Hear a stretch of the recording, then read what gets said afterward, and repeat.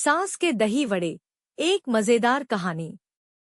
गांव के छोटे से घर में सास, जिसका नाम कमला था, और उसकी बहू सुनीता रहती थी। कमला काफी तेजतर्रार महिला थी और हर चीज में अपनी चलाती थी। वहीं सुनीता बड़ी ही सीधी सादी और शांति पसंद लड़की थी।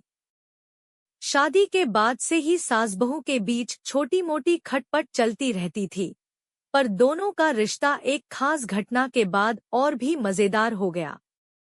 एक दिन गांव में भोज का आयोजन हुआ, जिसमें हर घर से कुछ न कुछ व्यंजन बनने थे। कमला ने खुद को दही वड़े बनाने की जिम्मेदारी दी और बहू को सब्जी काटने का काम सौंपा। सुनीता ने सोचा, कभी मुझे भी तो कुछ बनाने का मौका मिलना चाहिए, लेकिन सास की सख्त नजर के कारण वो कुछ कह नहीं सकी।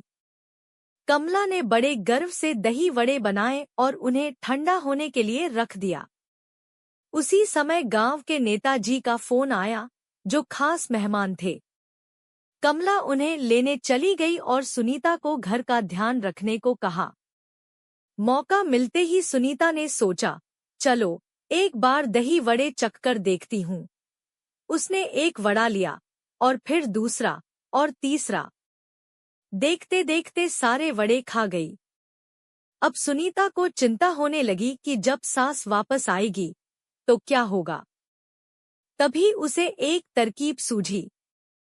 उसने जल्दी जल्दी बेसन घोला और नए वड़े तले, पर जल्दबाजी में वो ठीक से फूल नहीं पाए और थोड़े सख्त हो गए।